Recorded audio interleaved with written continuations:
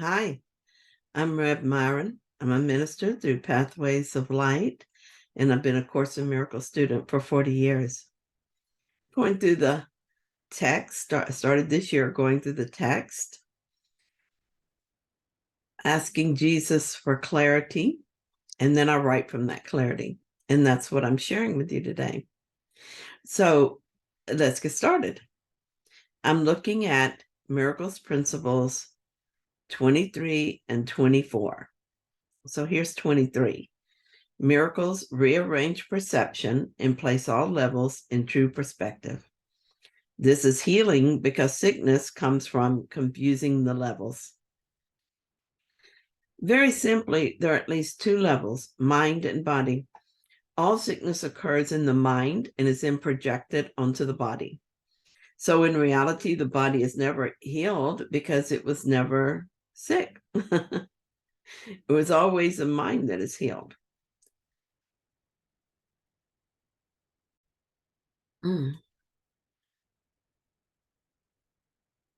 But it's always the mind that's healed, of course. And then a healed mind is projected onto the body. When we see it backward, when we perceive that the body is the source of the problem, we try to heal with medicines and other methods. This is what the Course refers to as using magic. Let's say I have a migraine. If I'm confused about the levels, I think that the migraine is triggered by something I ate or an environmental factor. I might keep a diary of everything I eat or come into contact with and try to find a pattern. In the meantime, I see a doctor and get pain pills to make the periodic headaches more tolerable. As my mind is healed, I see things more clearly and realize that headaches don't come from anything in the world, but are caused by untrue beliefs held in the mind. The only way to cure a headache is to heal the mind of those beliefs. As I become closer to having true perception, I have less illness in my body.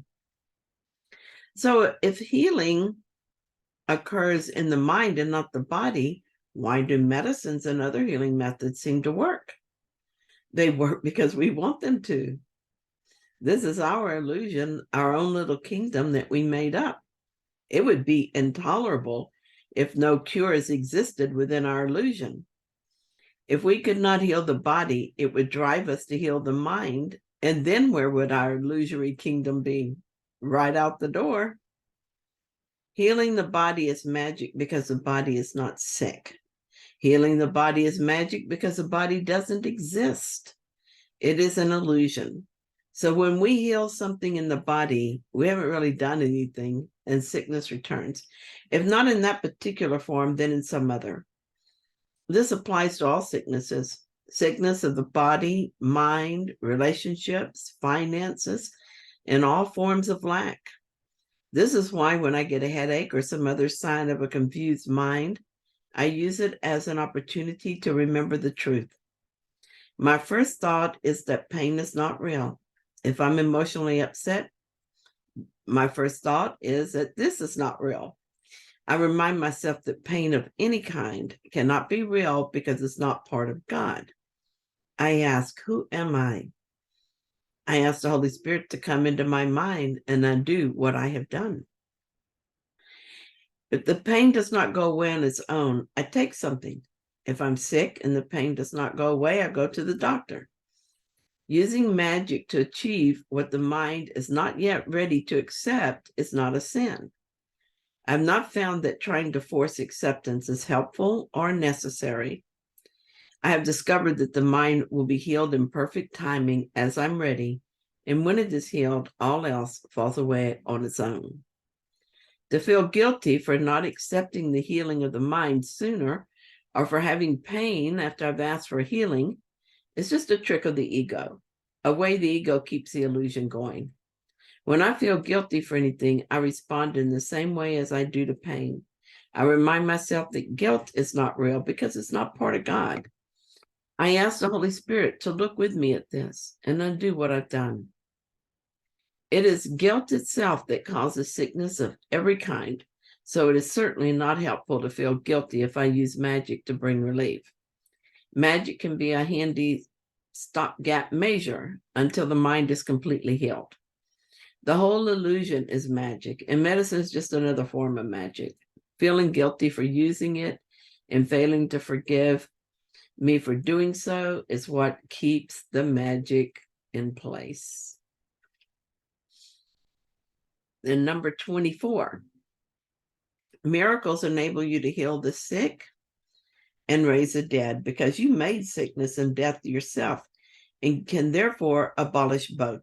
You are a miracle, capable of creating in the likeness of your creator. Everything else is your own nightmare and does not exist. Only the creations of light are real. Holy Spirit, if ever I have the thought that there is nothing I can do to heal myself or another, please remind me of this message. Through miracles, I can heal the sick and raise the dead. I made up sickness and death, and so I can abolish sickness and death. I have used my ability to create in an uncreative way to make sickness and death, but I can also use it creatively to create lovingly. That is, to extend love. Only what is created through the extension of love exists. Everything else is just a dream, a nightmare. It does not exist.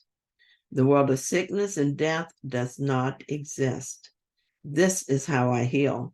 I know what exists and what does not, and I'm not confused by appearances. If I do become confused, I only need to ask you, Holy Spirit, to heal my mind, and clarity returns. I have a pain in my neck, and there are two voices speaking to me about this.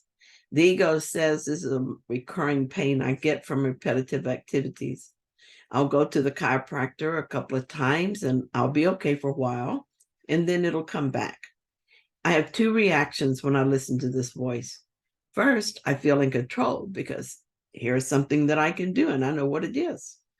But then I also feel afraid because it depends on someone else's actions. So I'm not really in control.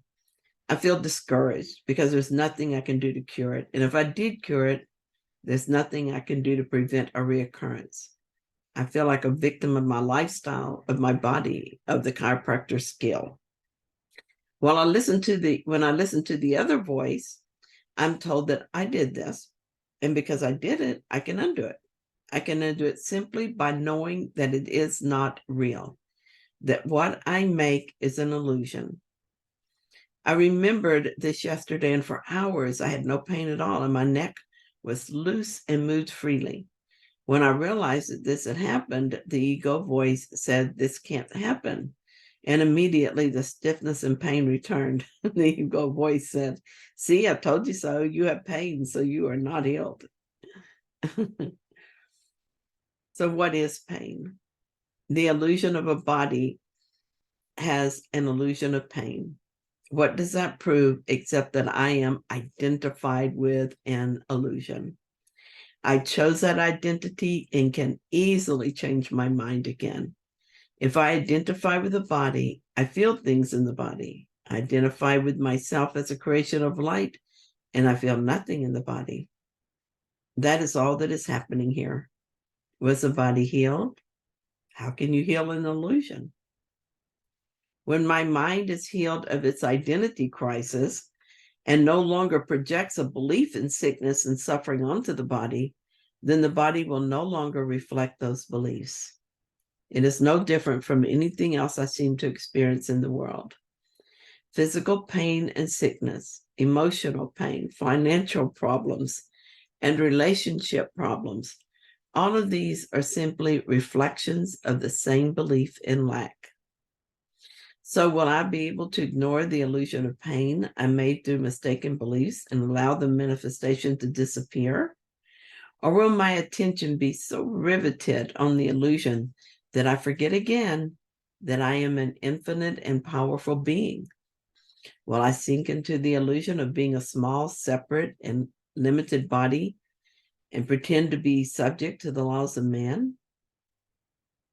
The ego voice says a wrong choice is a sin.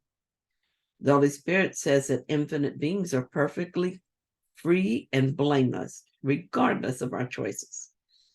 After all, I can only pretend to have pain because pain doesn't exist. Nothing is happening. Can nothing be a sin? I've made this choice many times. I know that making the choice for spirit is all that matters. It is the only real thing I can do. I know that I will disregard appearances and trust the healing power of truth. Ultimately, for true and complete healing, I let go of the wish for the world to be real and accept that only the creations of light as reality. Thank you so much for joining me in this reading. And if you found it helpful, then please like it. And if you haven't yet, then please subscribe. And thank you for those who have done so. And let's just see what's going to happen. There's so much clarity in this reading. And I know that it's very likely I'll slip back into my alter ego, Myron, the body personality, but maybe not as often and maybe not as deeply. See you tomorrow with another reading.